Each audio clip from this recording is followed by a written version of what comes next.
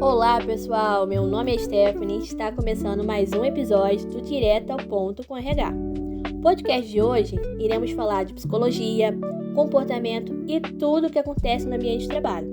Claro, sempre de forma leve e fazendo essa troca de conhecimento com vocês. Hoje nós iremos conversar sobre saúde, cultura, comportamento individual e coletivo e também sobre os desafios das gerações no trabalho, no ambiente de trabalho.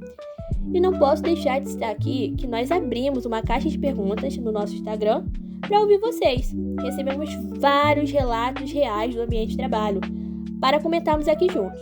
Mas antes, deixa eu apresentar quem está comigo. Kevin, começa aí. Olá pessoal, meu nome é Kevin.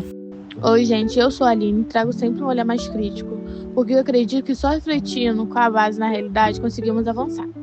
Então eu vou provocar, vou trazer exemplos e também autores.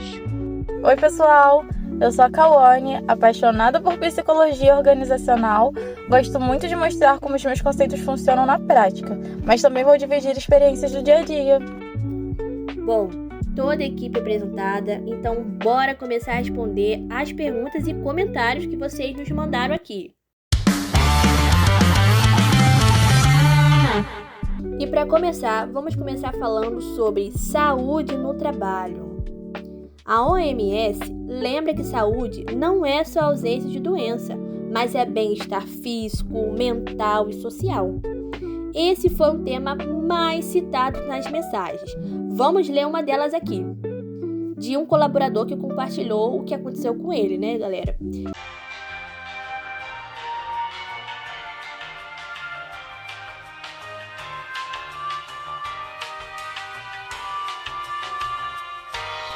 Na minha empresa, quando eu fiquei de depressão, ouvi do gerente: problema pessoal, resolve em casa. Aqui não é lugar para isso. Infelizmente, é mais comum do que parece. Canguilhe, em Um Normal e o Patológico, fala que o normal está ligado à adaptação. Se o colaborador ele não consegue se adaptar porque não tem um apoio, a própria empresa contribui para o adoecimento. Já vi isso acontecer e o resultado foi alta rotatividade e a queda na produtividade.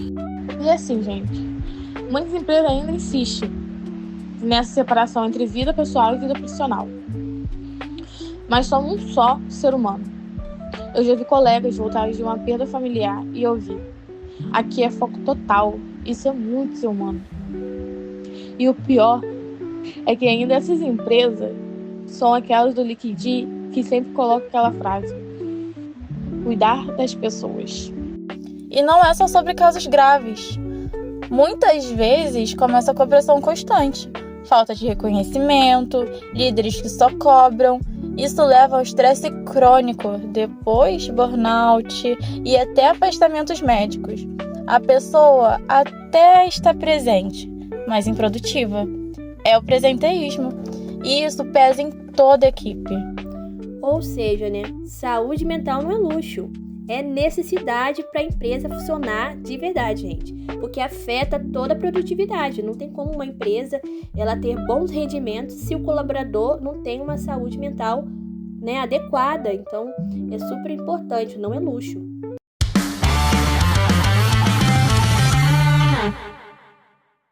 Falando também sobre as funções mentais superiores, Vygotsky falava das funções mentais superiores, como atenção, memória, linguagem. Tudo isso é construído socialmente. Vamos ouvir um dos relatos de nossos ouvintes que compartilharam com a gente.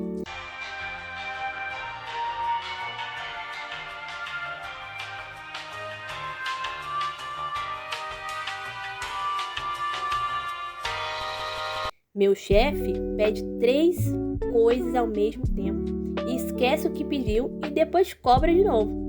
Isso me deixa perdido e estressado. E esse tipo de cobrança desorganizada mina a produtividade das pessoas. O Vygotsky dizia que a atenção e memória depende do contexto social. Se não há clareza, o colaborador perde a eficiência total e muitas das vezes ainda é acusado de incompetência. Já passei por isso. Robbins lembra que sistemas organizacionais precisam apoiar o indivíduo. Se não há processos claros, a falha não é do trabalhador, mas é da gestão. Um alinhamento diário resolveria muito isso. E não é só produtividade, é saúde mental também. Essa sobrecarga cognitiva causa ansiedade, insegurança e até afastamentos. Conheci um colega que pediu licença porque não conseguia lidar com tantas demandas contraditórias. Bom, pessoal, né? A comunicação ela tem que ser clara, tem que ser organizada. Ela não é apenas um detalhe. Ela é essencial para o bom funcionamento das equipes. Então, realmente, o bom gestor, a empresa, ela precisa trazer uma comunicação clara, né?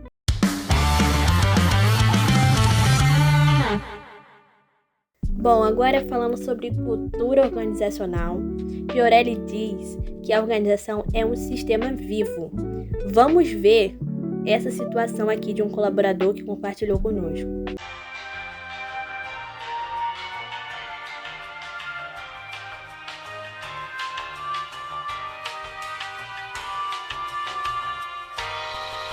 Minha empresa abriu filial em outra cidade, mas manteve práticas rígidas de comunicação que não funcionavam aqui.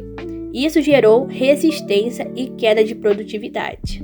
Esse é um exemplo clássico da falta de adaptação cultural.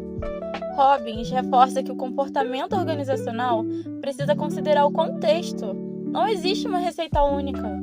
Já vi algo assim. Uma empresa expandiu, mas tentou aplicar o mesmo método em regiões diferentes. Resultado: conflitos e rotatividade. Só quando ouviram os times locais é que a produtividade voltou a crescer de verdade. E nem precisa ser de outra cidade. Dentro da empresa, existem microculturas. O que funciona no setor comercial pode não servir no administrativo. Ignorar isso é ignorar as pessoas. Bom, é aí que a gente vê, né, que a cultura ela não é estática, né? Ela precisa se ajustar ao contexto para realmente engajar.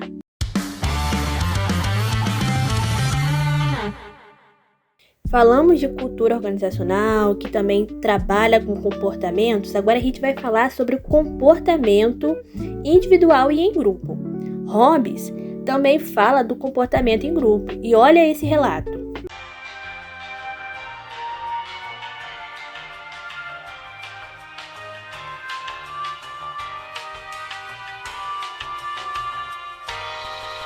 Na minha empresa, o grupo da Copa decide mais as coisas do que a gerência. Quem não participa fica de fora das informações. Isso acontece muito. Eu já trabalhei numa empresa em que o grupo do almoço eles influenciavam até na promoção dos funcionários. Quem não estava nesse círculo demorava mais a ser reconhecido. Robbins mesmo fala que os grupos informais eles têm poder real. Eles podem criar as normas, eles controlam até os comportamentos e decidem até quem aceita ou não. E então, quando o gestor ele não percebe esse movimento, ele pode acabar perdendo o controle do time e o gestor nem mesmo vai entender o porquê. É o famoso RH paralelo, né? Eu já vi acontecer em uma empresa que tinha até um funcionário que o pessoal chamava de líder informal, né? Que é tipo isso. Ele não tinha nenhum cargo, mas todo mundo consultava ele antes de tomar qualquer decisão. Isso mostra que, se o gestor ignorar esses grupos, perde a legitimidade. Vamos chamar assim.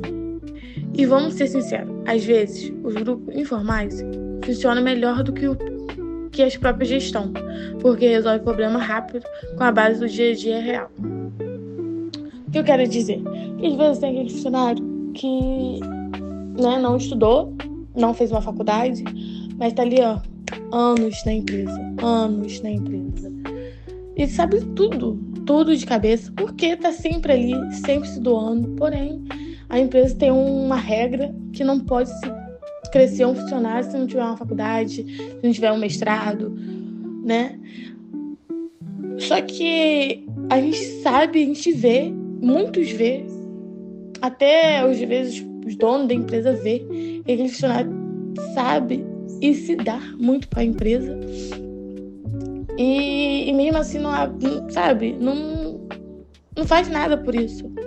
E muitas das vezes esse funcionário depois ele vai se desgastando até que chega um ponto que ele não vai querer mais ficar ali, sabe?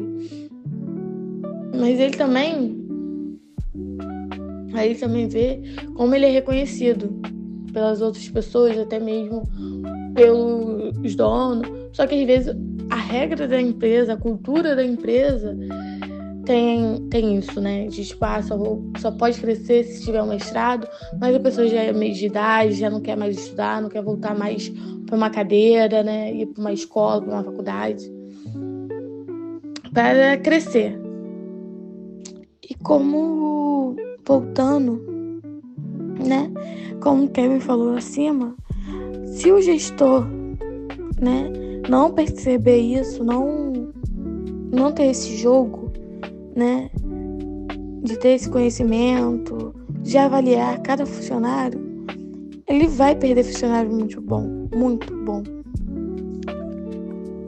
Então, assim, eu acredito que todas as empresas, ela tinha que pôr em pauta, né, de ter além de botar um gestor, né, fazer sempre um treinamento, não, a pessoa tá ali, né, fez uma faculdade, vamos pôr ela como gestor. Não, acho que tudo tem que ter um treinamento para tudo, sabe, um treinamento para gestão pessoal, para a pessoa conhecer as pessoas, gestão de como tratar as pessoas. Então, esse é o meu recado que eu deixo.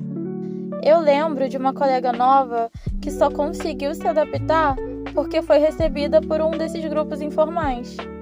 Robbins explica que os grupos oferecem identidade e segurança, então, além de trabalho, eles trazem pertencimento. Mas, claro, pode ter o lado negativo. Já vi fofocas e exclusões que prejudicaram muito a equipe. Por isso, o desafio é entender a força desses grupos e usá-la a favor da organização. Exatamente. Liderar não é só motivar indivíduos, mas é dialogar com a força dos grupos. É ter esse diálogo.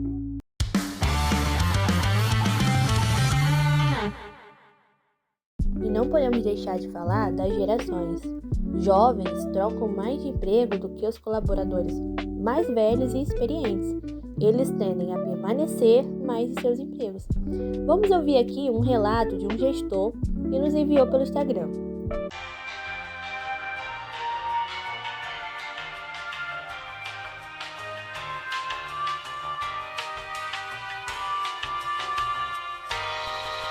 A mensagem dele diz: sou gestor e percebo que jovens pedem flexibilidade e propósito e logo querem mudar. Os mais velhos querem estabilidade. Isso é muito real. Os jovens, que alguns chamam de geração Z, querem flexibilidade, oportunidade rápida de aprendizado e reconhecimento. Eu já acompanhei de perto alguns estagiários que saíram das empresas porque não viram expectativa em poucos meses. Por outro lado, os colaboradores mais velhos valorizam estabilidade, plano de carreira sólida, benefícios de longo prazo. Os Robbins, que a diversidade de valores precisa ser gerida, não ignorada. Se a empresa trata todo mundo igual, vai frustrar os dois grupos. Então, o que eu, Aline, vejo muito é que hoje a geração que vocês colocaram como geração Z, eles não seguram mais tanto desaforo igual os antigos.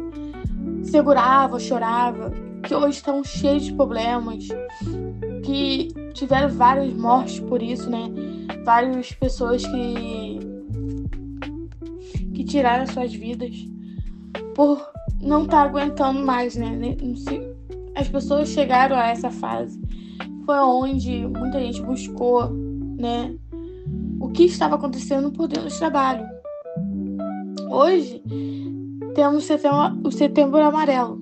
A maioria das empresas colocam só nesse mês o psicólogo lá para falar um pouco, mas não seguir. O que adianta? Só que hoje, a geração Z, que vocês chamam, né, novamente, não tá mais para aguentar, porque vocês colocam um psicólogo, né, para falar, tratar sobre isso e não põe em pauta, né, na empresa. Então, hoje a geração não aguenta mais isso. Tá dando errado. Não segura mais até chegar esse momento, né? Eles já estão com psicólogo, eles já estão conversando com psicólogo, eles já estão buscando outras fontes, outros trabalhos. Já o pessoal antigo tem muito daquilo. Não, eu tenho que aguentar, eu sou forte, eu preciso. Não que hoje a geração Z não precise, mas a mente está mais evoluída. Eu super entendo e os dois lados. E eu vejo isso, né? Eu vejo muito isso. E não dá pra colocar uma pessoa de 60 anos, que é bem mais vivida, com uma pessoa de 20 que tá chegando agora. Vai frustrar os dois. Literalmente os dois grupos. Eu mesmo vivi isso na prática. Num projeto, tínhamos um time, né, com 20 pessoas recém-formadas e colegas com mais de 20 anos de casa. Os jovens cobravam a inovação. Eles queriam usar ferramentas digitais, né, que é mais moderno. Os mais experientes, os antigos, né, digamos, preferiam os métodos já consolidados. No início virou conflito.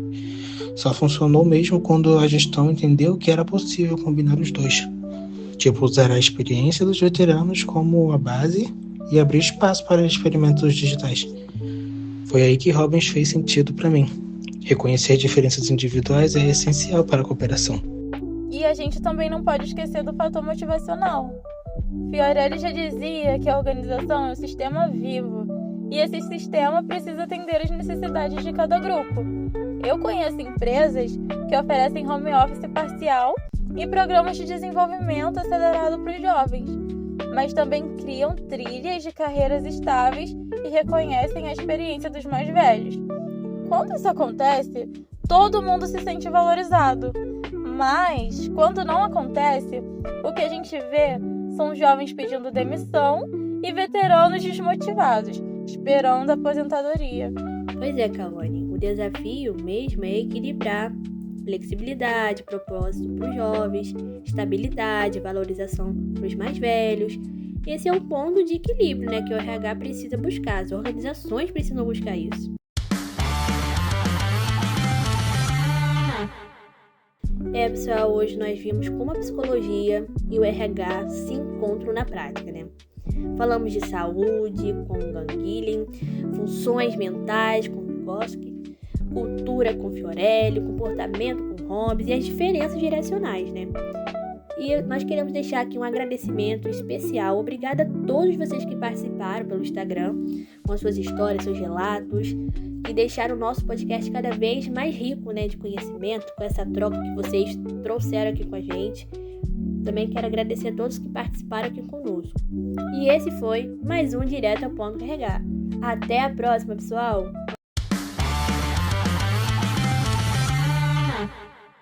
E para fechar o nosso bate-papo de hoje, é importante falar de liderança e os estilos de gestão. Afinal, o gestor é quem dá o tom da equipe, influenciando na cultura, impactando diretamente no bem-estar das pessoas. Robbins, ele lembra que a liderança pode assumir diferentes estilos. A transformacional, que inspira e engaja. A transacional, mais focada em regras e resultados e recompensas.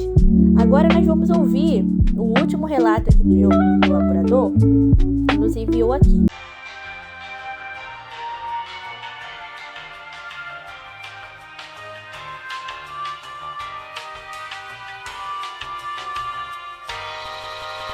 Meu líder só fala com a equipe quando algo dá errado. Nunca reconhece que fazemos bem. Isso desmotiva muito. Isso é mais comum do que parece. Eu já tive um chefe que só aparecia para cobrar os nossos erros e nunca reconhecia os nossos acertos. O resultado foi que, em pouco tempo, a equipe inteira trabalhava no automático, sem brilho no olho, sabe? Em outro emprego, a minha antiga gestora, ela tinha outro estilo. Ela celebrava nossas pequenas conquistas e nos elogiava em público, mas dava feedback corretivo, em particular quando era necessário. Isso fazia todo mundo se sentir valorizado. Hobbes, ele destaca que a motivação aumenta quando há esforço positivo, porque o colaborador ele entende que seu esforço é notado. Ou seja, não é só sobre cobrar, entende?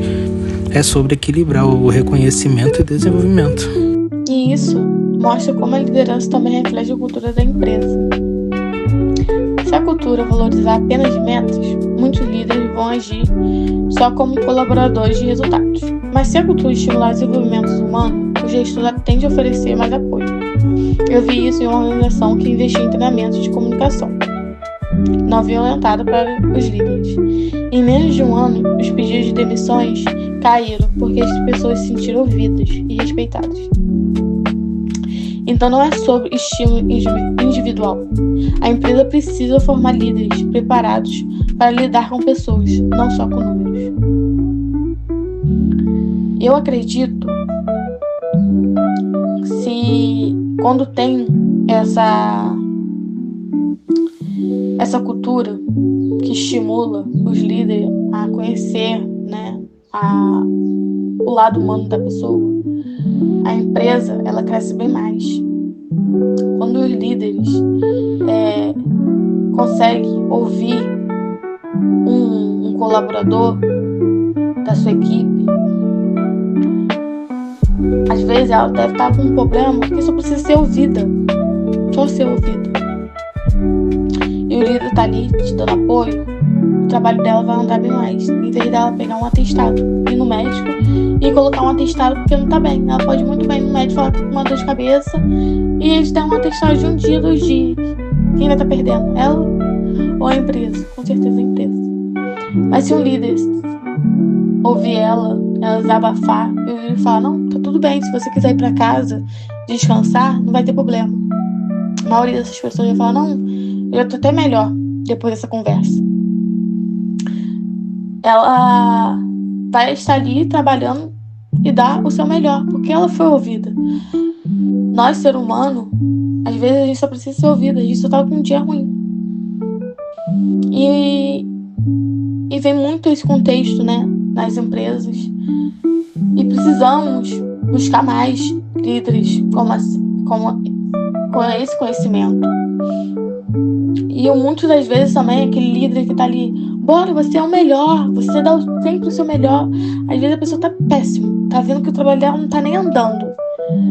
E o líder tá ali, bora, você é o melhor. Hoje seu trabalho tá ótimo. Só que ela tá vendo que não tá. Mas depois que dá aquele estalo na gente, aquele estalo que conseguimos ver esse lado, dá aquele ânimo, né? E aquela pessoa, vamos dizer que ela brilha de novo, né? Só porque escutou uma palavra de apoio, vamos dizer assim, né? E a gente não pode esquecer do impacto direto na saúde mental. Eu acompanhei um caso em que o excesso de microgestão, aquele controle exagerado em cada detalhe, deixou a equipe ansiosa e sobrecarregada. Teve até afastamento por burnout. Por outro lado, quando o gestor dá autonomia, a equipe ganha confiança, criatividade e motivação. A organização é um sistema vivo e nesse sistema o líder funciona como um coração. Se o coração não bombeia direito, todo o corpo sente. Se o líder é tóxico, o time adoece. Se é inspirador, o time floresce. Exatamente, Kawane. E tem outro ponto. A diferença de gerações também aparece aqui. Já trabalhei com líderes que usavam um estilo autoritário com jovens, sabe? E isso só aumentava a rotatividade. Os jovens, eles querem diálogo, querem participar. Já os mais velhos, muitas vezes, se adaptam melhor a uma liderança mais estruturada, mais rigorosa, por assim dizer. O desafio do líder, nesse caso, é saber equilibrar isso sem perder a mão. E quando o líder entende isso, ele consegue até usar o grupo informais ao seu favor, como falamos antes. Eu já vi gestores que se aproximavam dos líderes paralelo na copa ou no almoço para transformar eles em aliados, para transmitir informações. Isso gera confiança e mostra maturidade na liderança. Ou seja, a liderança não é apenas ocupar um cargo, é uma prática diária de comunicação, reconhecimento e inspiração. Um bom líder pode transformar a cultura da empresa, fortalecer as equipes e evitar que os talentos se percam no caminho. Já um líder tóxico pode comprometer toda a organização. E é por isso que investir em liderança de qualidade é investir na saúde da... E esse foi mais um Direto ao Ponto RH. Até a próxima, pessoal!